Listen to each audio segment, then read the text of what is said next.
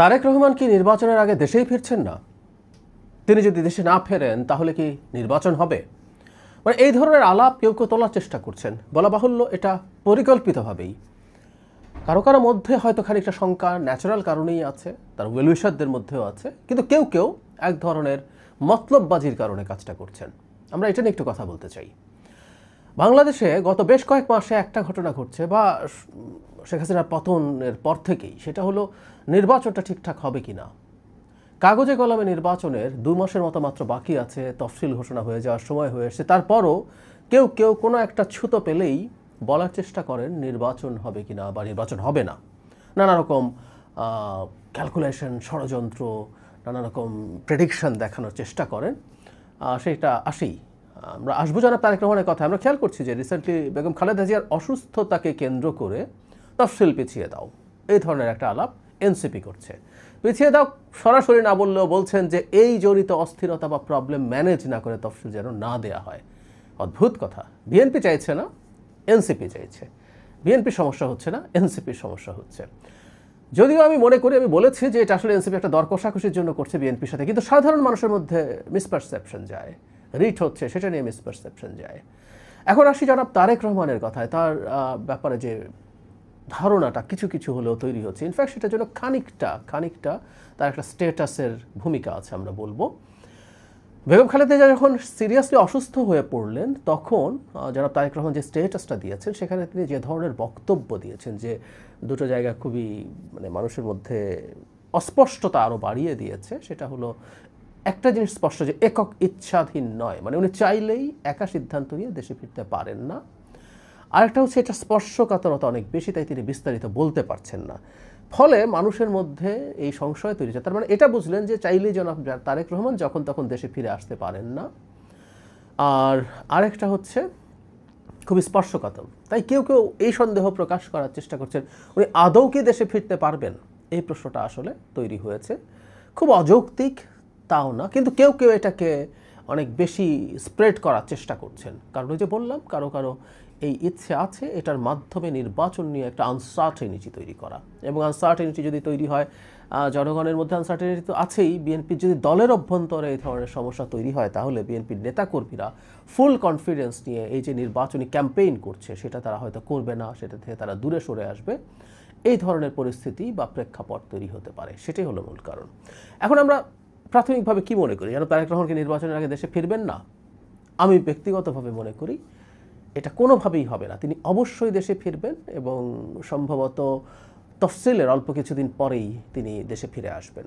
তিনি দেশে ফিরে এসে তিনি এই নির্বাচনটা লিড দেবেন, তার নেতৃত্বেই নির্বাচনটা হবে। এবং তিনি যখন নির্বাচনের একেবারে শেষ সময়ে আসছেন, তিনি দেশে আসার জন্যই তো একটা বিরাট হাইপ তৈরি হবে। বহু বছর পর তিনি দেশে ফিরেছেন, এবং সেই হাইপটাকে দিয়েই নির্বাচনটা তারা উতরে যাবেন। এবং বলা বাহুল্য, এমনি এই নির্বাচনে তেমন কোনো প্রতিদ্বন্দ্বিতা নেই, কিন্তু তার এই হাইপটা থাকলে পরিস্থিতি প্রতিদ্বন্দ্বী দলগুলোর জন্য আরও খারাপ হবে। কিন্তু তিনি যদি সত্যি না আসতে পারেন, আমরা তর্কের খাতিরে ধরে নিই, তাহলে কি নির্বাচন হবে না? মানে আমরা এই ব্যাপারটা একটু বোঝার চেষ্টা করি। এখন জনাব তারেক রহমান দেশে ফিরবেন না, কি কারণে, এটা এখনও নিশ্চিত না। আমরা নানান রকম স্পেকুলেট করছি, করারই কথা, কারণ যেহেতু আমরা স্পষ্টভাবে জানি না তিনি একক ইচ্ছাধীন যদি না হয়, তাহলে কি কোনো শক্তি, দেশি বা বিদেশি কোনো শক্তি তার ফিরে আসা নিয়ে সমস্যা তৈরি করছে, তার নিরাপত্তা নিয়ে সংকট আছে, নানান কিছু হতে পারে, আমরা ধারণা করছি। কিন্তু কোনো না কোনো কারণে, ধরলাম নিরাপত্তা হোক বা কোনো বিদেশি শক্তি তাকে ফিরতে দিতে চাইছে না, বা দেশি শক্তি ফিরতে দিতে চাইছে না। তো সেই ক্ষেত্রে জনাব তারেক রহমানের জন্য সঠিক সিদ্ধান্ত কী হবে? আবারও বলছি, আমরা তর্কের খাতিরে ধরে নিচ্ছি তিনি নির্বাচনের আগে ফিরতেই পারছেন না। তাহলে নির্বাচনের আগে তিনি যদি না ফেরেন, এখন বিএনপি নির্বাচনে কি যাবে না? কেউ কেউ বলছেন এটা হলে বিএনপি কেন নির্বাচনে যাবে, বিএনপি যদি নির্বাচন থেকে সরে আসে তাহলে নির্বাচন আর হবে না, ইত্যাদি ইত্যাদি। আচ্ছা, জনাব তারেক রহমান যদি দেশে ফিরতে না পারেন, বিএনপি যদি নির্বাচনে না যায়, নির্বাচনটা যদি হয়, সেই নির্বাচনে কে জিতবে? জামাত জেতার সম্ভাবনা আছে। বেশ কিছু স্বতন্ত্র জিতবে, বিএনপির অনেক স্বতন্ত্র হয়তো থাকবে, তখন বেশ কিছু স্বতন্ত্র জিতবে, কিন্তু ক্ষমতায় জামাত যাবে, এরকম একটা পরিস্থিতি আছে। তো সেই পরিস্থিতিতে জনাব তারেক রহমানের দেশে ফিরে আসার পথ কি ইজিয়ার হবে?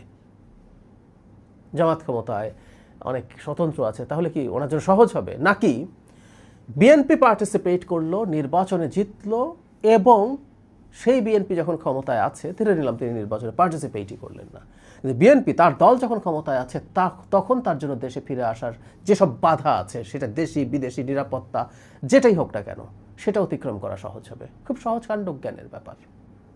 নিশ্চিতভাবেই বিএনপি যদি ক্ষমতায় আসে তখন তার জন্য সহজ হবে।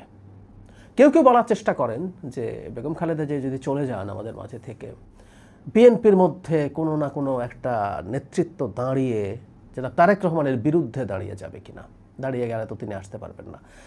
এটা একেবারেই আকাশ কুসুম কল্পনা। বাংলাদেশের মতো দেশে এটা আমাদের অলরেডি পরীক্ষা হয়ে গেছে। আমরা পছন্দ করি বা না করি, এই দুটো দল মূলত আওয়ামী লীগ এবং বিএনপি, এই দুটো পরিবারের বাইরে নেতৃত্ব কেউ দিতে গিয়ে সেই দলের পুরোটাকে তার সাথে রেখে একটা মারাত্মক বাধা তৈরি করবে জনাব তারেক রহমানের ফিরে আসার পথে, এটা হবে না, কোনোভাবেই হবে না। এবং কেউ যদি এই চেষ্টা করতে যান, তিনি তার রাজনৈতিক ভবিষ্যৎ খুবই ঝুঁকির মধ্যে ফেলে দেবেন। সেই কারণে ওই অবস্থায় আবারও বলছি, একটা কাল্পনিক ব্যাপার, এটা একটা জাস্ট থট এক্সপেরিমেন্ট। উনি যদি নাও আসেন, কারণ নেতৃত্বে সরকার গঠিত হয়, তারা নিশ্চিতভাবেই জনাব তারেক রহমানের ফিরে আসার পথ ভালোভাবে ফ্যাসিলিটেট করবেন। জনাব তারেক রহমান ফিরে আসবেন, তিনি নির্বাচন না করলেও কেউ একজন রিজাইন করবেন, তার জায়গায় উপনির্বাচন করে তিনি সংসদ সদস্য হয়ে প্রধানমন্ত্রীও হবেন, এগুলোতে কোনো রকম কোনো সন্দেহ নেই। তিনি তার সব যাবতীয় বাধা অতিক্রম করবেন। সে কারণেই বলছি, আসলে এত কাল্পনিক কথা বলার একটা কারণ আছে, কারণ এটা জল ঘোলা হচ্ছে। তিনি মানে দেশের মাটিতে ফিরে আসা পর্যন্ত এটা নিয়ে শোরগোল কথাবার্তা চলতেই থাকবে।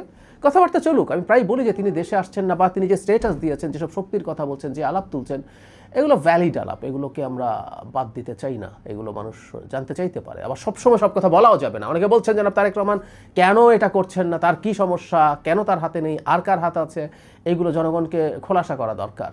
অ্যাপারেন্টলি ভালো শোনায়, কিন্তু আমরা রাষ্ট্রীয় পর্যায়ে ক্ষমতার বলয়ের, নানান বলয়ের মধ্যে এমন অনেক কিছু ঘটে যেগুলো আসলে এত সহজ সরল না, সব কিছু চাইলেই বলা যায় না। কিন্তু তিনি ফিরে আসবেন, ফিরে আসার আগ পর্যন্ত এই কথাগুলো চলতেই থাকবে যে তিনি কি করছেন না করছেন, কি সমস্যা করছেন, তিনি না আসছেন কি না, না আসলে নির্বাচন হবে কিনা। মানে ওই যে বলছি যে একটা গ্রুপ চাইলেই নির্বাচন পিছিয়ে যাচ্ছে, নির্বাচন হচ্ছে না, এই আলাপ তুলতে চান, তাদের উদ্দেশ্যে বলার, আমরা আশা করি আপনারা বুঝতে পারছেন।